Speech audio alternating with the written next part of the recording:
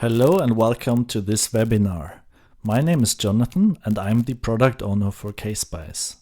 In the next 40 minutes, I'll show you how you can use KSpice together with Python to automate and simplify dynamic simulations, to extract data from a simulation model, and to optimize PID control loops in an easy manner. Let's first have a look at the architecture of KSpice and how the Python API interacts with it. The core of KSpice is the simulation manager, which controls the execution of the simulation. It is responsible for controlling the simulation clock, exchanging information between different parts of the simulator, and for handling simulation files. This graphic shows the architecture for the normal Windows desktop usage of KSpice. Here, the front-end Sim Explorer is used to control the simulation manager, for example for triggering and loading of files, and for interacting with the simulation model. When using the KSpice Python API, the Python script instantiates the simulation manager and takes over its control. We can still connect the front end when the simulator is started, but it will lose connection as soon as the script ends. Within the script, we can interact with any other Python component that is compatible with the respective version of Python. The Python API has become very powerful over the recent years and gives you access to all the items listed here. However, it cannot be used to make any modifications to the graphics or to interact with the user interface itself. To get started using the Python API, you first need to install KSpice, Python, and then place all the API files in the correct location. We have created a separate quick start guide that explains all these steps in detail. There's also an extensive help file that documents all the available functions of the API. In the next step, we have to create a Python script, load a model, and then interact with it. I'm using Visual Studio Code as code editor, but you can use whatever IDE you like. Here, I've already prepared an example script for you. In the first lines, you can see that we're importing the KSpice library, the actual API. Then I'm defining the path to an existing KSpice project, in this case our generic demo model. After defining the correct model files to load, I can create a simulator object, here called sim, from the KSpice library. By using breakpoints in debug mode, we can follow closely what happens in the simulator while executing the script. Let's run the script and observe that the timeline gets activated.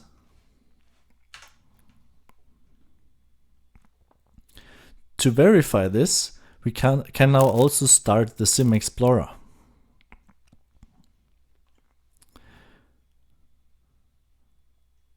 Connect it to the running application.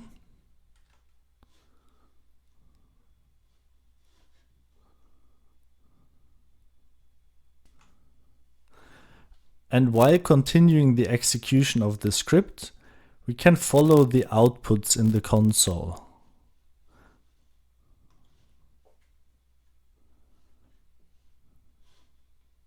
As you can see, all the available applications on the KSpice timeline are shown here in the console. Next, we will fetch a list of all available modules or blocks in the simulation module.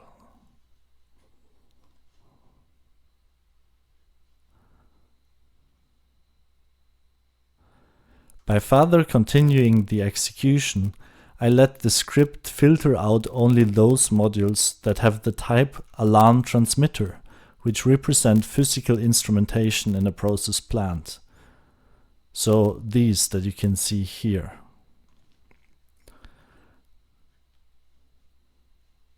You see, we also received the list here in the console. Next, I create a list of all measured values, fetch them from the simulator, and then write them to the console.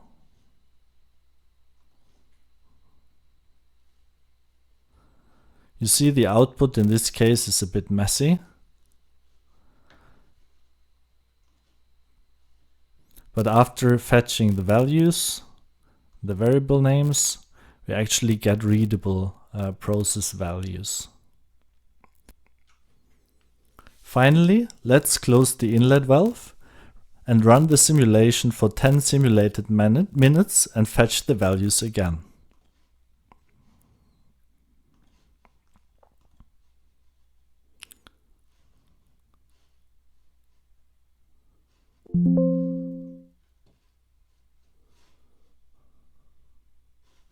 As you can see, after completing the simulation, the Sim Manager has shut down and the Sim Explorer has disconnected. However, we have received the values after 10 minutes of execution in the console on the right hand side. Now that we are familiar with the basics of using the Python API, let's move on to a bit more complex task: scripting a sequence and collecting the results for a study report. The sequence is a typical shutdown sequence and looks like this. First, we close the inlet valve to the separator. Once that is complete, we close the outlet valve of the gas export. Then we run down the compressor, and once it has stopped, we also run down the oil export pump. While doing it, we expect that the control loops guarantee safe and stable operations. To verify this, we have to monitor a number of measurement values and the equipment statuses that are highlighted here. In the Python script, a generic part of starting the simulator and loading the model stays unchanged, as you can see here. Then, however, we have to define all the variables that we want to monitor. I'm also providing custom units that are more understandable to me than the standard SI units. To script the actual sequence, I'm using an endless loop and states. Whenever a step in the sequence is completed, I increase the state variable by 1. By checking both the current state and the relevant variables in the model, I can control the execution to follow the desired sequence. Every time I'm running through the loop, I'm also collecting the variables of interest for the report by using the getValues function here. I save them then in samples data structure, which I can later use for the report. Let's run the script and follow it step by step through the Sim Explorer.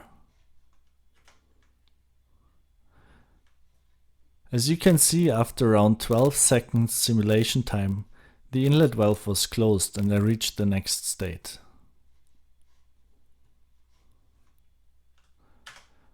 We can now follow the entire sequence.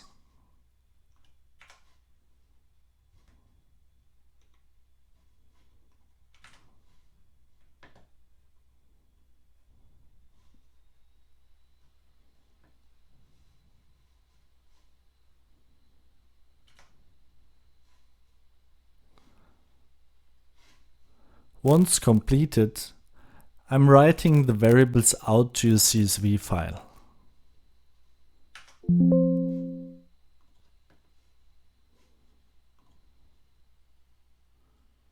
This file I can now easily open in Excel.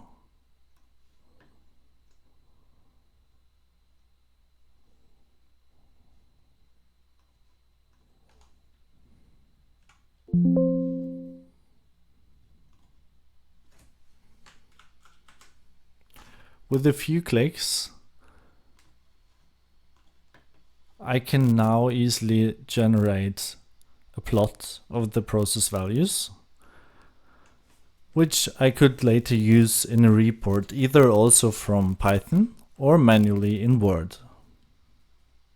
This plot contains now all the relevant information from the simulation run that we have recorded. The next use case for the Python API that I would like to show you is the extraction of model topology. Asset owners of process plants are often interested in understanding how different equipment and devices are connected to each other, both physically and logically. A case-based simulation model contains a lot of this type of information, which is usually visualized in the model graphic. However, in information technology, it is more common to describe these relationships as a graph, built up from nodes and edges. A node could, for example, represent equipment like a pump or a valve, and an edge could represent the fluid flowing between two pieces of equipment. This could be relevant for an isolation job where a pump needs to be replaced and all the adjacent valves needs to be closed to avoid fluid from flowing out. Another example could be a control loop where a transmitter, controller, and actuator can be represented as nodes and the signals exchanged between them as edges. Once this information is available in a non-proprietary graph data format, it can be used in other applications more easily. For example, as a reference data model in a digital twin. The CaseSpice Python API allows us to fetch connections between blocks in the simulator using the input's connection property. We have to choose which properties the nodes and edges should contain in our graph model. In the Python script, I'm simplifying the process of building up the graph by leveraging the third-party Python library NetworkX, which allows me to build the graph very easily by adding the edges defined by the start and the end node. The library then takes care of building up the graph in the right way. In my script, I first fetch all the blocks from CaseSpice, and in the outer for loop, I then find all ingoing connections to every block, and then in the inner for loop, I add the edges to the graph. Finally, I can plot the resulting graph. As you see, this visualization is not as intuitive as the process graphic was. However, the underlying data structure can provide immense value for other applications. The last use case that I want to show you is automated PID controller tuning. I have chosen the level controller for the oil level in the demo model as an example. Let's first have a quick look at the control loop. On the left side, we have the reference variable W, the feedback variable R, and the difference between these two is the control arrow E that enters the actual PID controller. Internally, a PID controller applies a proportional gain on the control arrow. The time integral of the control arrow is multiplied with a factor, and the time derivative of the control arrow is also multiplied with a factor. The sum of these three is then the controller output U, which then enters the actuator within the process, in our case, the level control valve. Our objective is now to find the three factors within the PID controller so that the process responds as quickly as possible to changes in the setpoint W without causing instabilities in the system. In our model, when the set point is changed from 1500 to 500 millimeters, we obtain the following time behavior in the tank level. We see that the control loop is not ideally tuned. The process adapts fairly slowly to the change in the set point, and yet it overshoots the reference value. So first I need to get the current control parameters from the PID controller. Then I introduce a step change to the controller set point. I record the process response to calculate the control error. I have to interpret the process response in some way. And finally, adjust the control parameters so that we get a better response.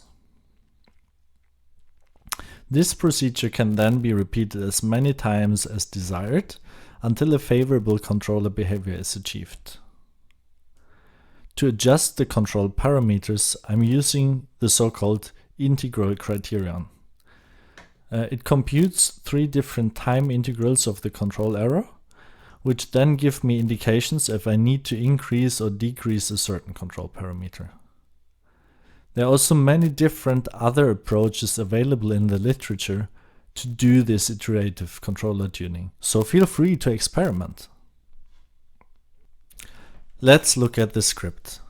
As you can see, I'm loading the simulation model just as before. I then define a simulation duration of 20 minutes per optimization iteration to capture the entire process response. My loop runs for 8 iterations, and at the beginning of each iteration, I reload the original process conditions and fetch the current control parameters and store them in these variables. Then I introduce a step change to the controller set point. I let it run for a certain duration and I capture the process response. Once this is done, I can use the process feedback to adjust the control parameters before I write them back to the model. Let's see it in action. As you can see, with every iteration, we're getting updated control parameters in the Python console. And in SimExplorer, we can see the control behavior improve with every iteration. The overswinging is reduced, and the process response is getting slightly faster. Once the simulation is done, we have achieved new control parameters that we then can use for the actual controller in the reality. As you have seen in this webinar, the K-Spice Python API is quite versatile and can be used effectively for many different relevant use cases. We do now have a lot of time for questions, and for sure, reach out if you want to try the Python API yourself.